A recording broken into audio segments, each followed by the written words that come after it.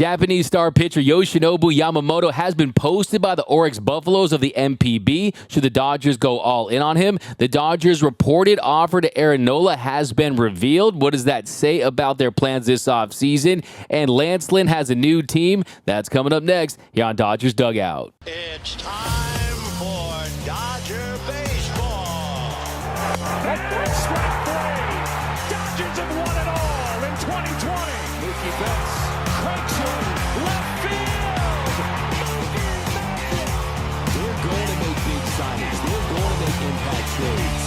I don't care how many times this team rips my heart out, I'll never stop loving the Los Angeles Dodgers.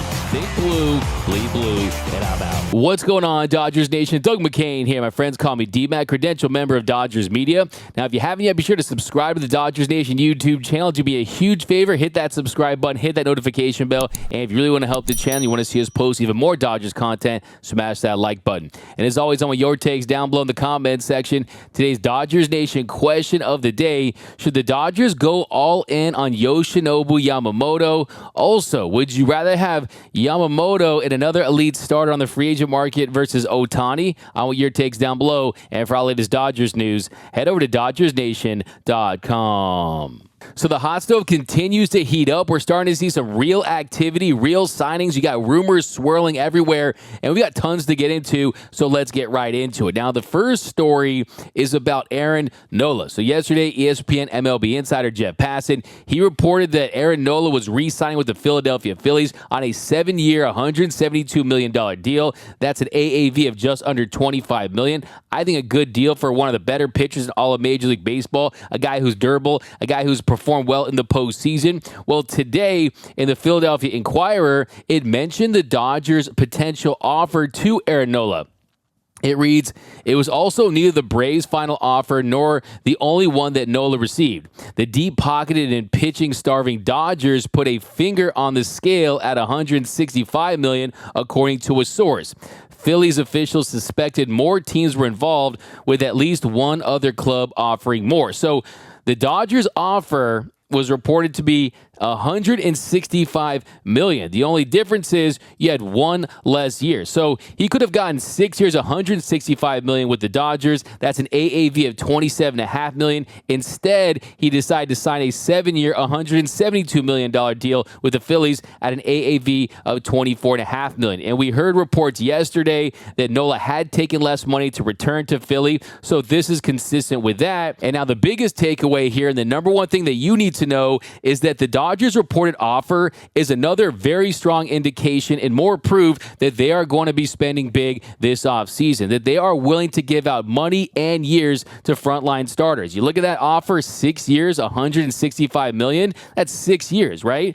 Previously, we saw Bauer get a 3-year deal with opt-outs. You saw they offered Max Scherzer a 2-year deal. It was reported a few years ago they offered Garrett Cole a 8-year, $300 million offer. So they've been very selective when it comes to starting pitchers, but now they need it. It's in high demand, and they realize they're going to have to spend big. Now, I see people out there saying, okay, Aaron Nola, is this an overpay for Aaron Nola? Look, I think for a pitcher that is clearly one of the top 10 to 20 pitchers in all of Major League Baseball, I think 20 is his floor, but I think his ceiling is in the top 10. You look at the year he had in 2022, 205 innings of work. I mean, he's been durable. He goes deep into games. He eats innings.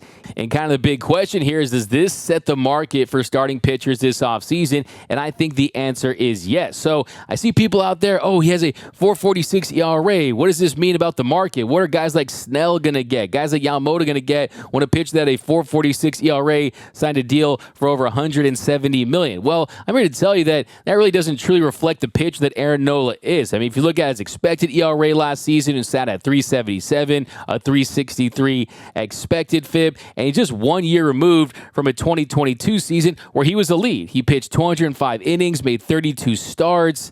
He had a 3.25 ERA, a 2.74 expected ERA, a 2.77 expected FIP. And then on top of that, he has proven to be one of the very best postseason pitchers of this generation. Look at last season. He had a 2.35 ERA in 23 innings in 4 postseason starts. So, 1, he's been really good for a really long time. 2, he's been extremely durable. 3, he can pitch in the postseason. Now, he doesn't have explosive stuff, doesn't have an elite fastball or anything like that, but he has his filthy stuff with the curveball, the breaking stuff, the way he just knows how to pitch. He knows how to go out there and be effective. So I think, for me, I think that's a reasonable deal. I don't think that's a massive overpay for a pitcher that has an ERA that's over 4. I think that's going to be consistent. So I wouldn't be afraid of this outcome if you're a Dodger fan, thinking that guys like Snell, Yamamoto, and those types are going to be even that much more expensive based on the deal that Nola got. No, teams out there, they're not using ERA when it comes to determining which starting pitchers they're going to give multi-million-dollar contracts to, 9-figure deals. That's just not the case. Now, I also think that it's interesting because it tells you the Dodgers could get something done this week. The Dodgers could get something done next week. You look at the trade market's already active. The free agent market's already active. I think there's a world where you see the Dodgers land an impact starter before the winter meetings sometime after Thanksgiving. Maybe the next couple of days. Who knows? This market just feels like it's moving faster than it did last year. That's because there are a lot of quality arms that are available, and Nola is off the board. So that is a very, very positive development. If I'm a Dodger fan, I'm looking at this saying, okay, it's not just hearsay. It's not just talk. It's not just speculation and rumors and all this da-da-da-da. No, Andrew Friedman is at the table, and he's handing out offers that are extremely competitive, and we see that here in this situation. And now we're going to get to Yoshinobu Yamamoto in just a second here, but some more news broke this morning that Lance Lynn and the St. Louis Cardinals had agreed to a 1-year, $10 million deal. It was first reported by Jeff Passan of ESPN. And also John Heyman reported that the contract has $3 million in incentives for the 2024 season. He can earn up to $24 million through a club option for 2025. So, look, Lance Lynn, we know he did not perform well towards the end of his stint with the Dodgers, but let's not forget, it did get off to a good start. He did have some strong starts in there. There were people screaming, oh, how did the Dodgers do this? How'd they fix Lance Lynn? And then the wheels started to fall off towards the end, but still, he did eat a ton of innings. He was serviceable at the very beginning, but unfortunately, he made some history in the wrong direction, setting the record for most home runs given up in an inning in postseason history. Oh, wait a second, I'm just getting a word here. Lance Lynn has given up another home run. So look, when I said that Lance Lynn got another job, I thought maybe he got a job as a batting practice coach. No, I'm just playing. I love me some Lance Lynn. I'm glad that he's back with the Cardinals. I think it could be a good situation for him. And the reality is that eating innings definitely provides value. And at $10 million, that's just the price of starting pitching in Major League Baseball. If you have kids out there, give them a ball and teach them how to be a pitcher, because it is a very, very lucrative profession to be involved in. And I also think, too, that at $18 million for the Dodgers, that's what his club option was to bring him back. Had he performed well, they would have probably done it just to have that depth when you have so many questions and uncertainty. But considering the home run issue, considering the fact that the home run rate actually went up with the Dodgers and the strikeout rate went down. So some of his advanced stuff really started to dip with LA. So they probably said, no, thank you. But Lance Lynn is with the St. Louis Cardinals. We wish him well.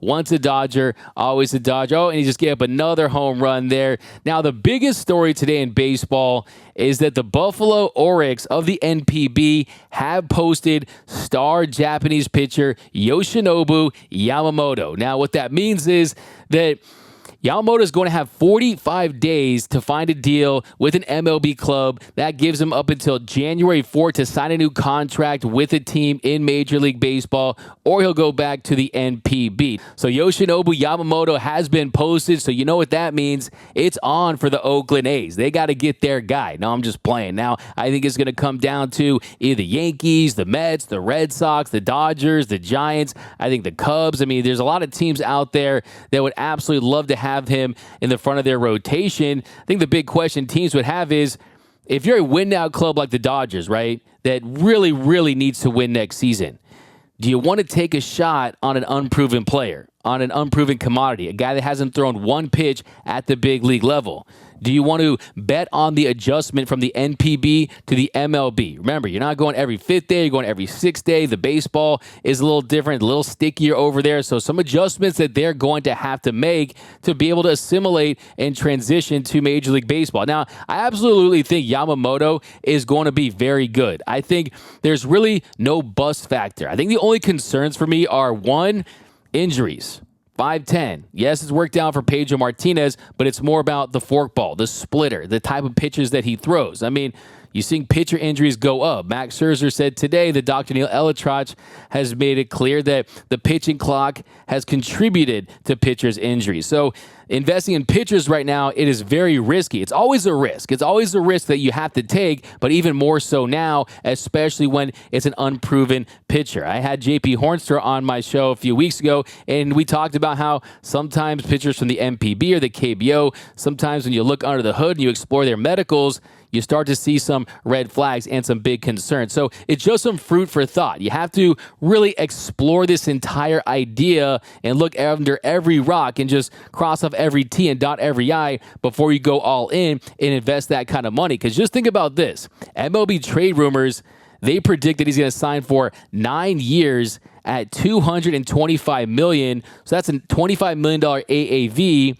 And it could include some opt-outs, right? He's so young, might include those opt-outs. But at that price for a pitcher, that's going to set the record for a pitcher and a player that's never played one game at the big league level, right? So it's a very, very big risk, and this is a Dodgers franchise that has been risk-averse in the past. I think this offseason, I think they're a little more open to taking some risks and just going for it with who they think can help them win in the next 1, 2, 3 seasons, because you do want to maximize the primes of Freddie Freeman and Mookie Betts and Will Smith and all these guys in your current nucleus. Now, how good of a pitcher is Yamamoto? What is his ceiling? I think his ceiling is top 10 pitcher in baseball. I truly do believe that. I mean, he dominated the second best league on the planet in the NPB. And I don't just mean dominate. I'm talking multi-Sawamura Awards, which is their version of the Cy Young. If you look at his numbers, he's also been good for quite some time. It's not just one good season. A lot of people out there saying, oh, Dylan Cease only had one elite season.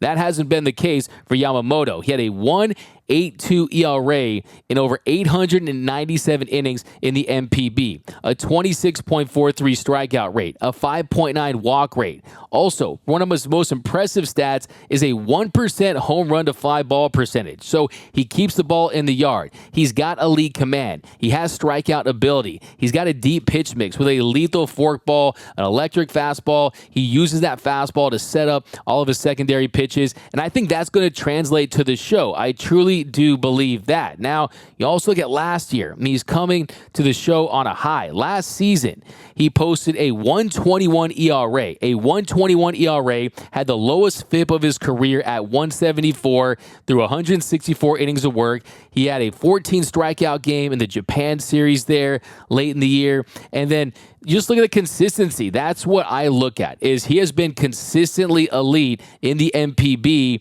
And it's almost like he's a man amongst boys over there. I mean, you're talking about 3 consecutive seasons with a sub-2 ERA. I don't care what league you are. That's not easy. You can do that in Little League, wouldn't it be that easy? He's done it in the second best league on the planet. Now, you look at the posting fees and this and that. I wouldn't get too involved because, 1, it's not our money, and 2, the Dodgers are just going to be looking at the total price. They're not worried about the fact that you give him $225 million and you're having to pay the Buffalo Oryx about 35 plus million of that, something in that range, right? It's just about finding a way to get elite starting pitching, and he's the unknown, right? He's the mystery box. There's something really cool about that. There's something really cool about when he throws his first pitch at the big league level, it will be his debut. It'll be his first pitch, right? If you get a Blake Snell, you're just hoping that he does what he did last year, right? You're just hoping that he doesn't struggle with command. It doesn't have a down year like we've seen him have, right? If you get Montgomery, you know what he has. There's something very special about the unknown.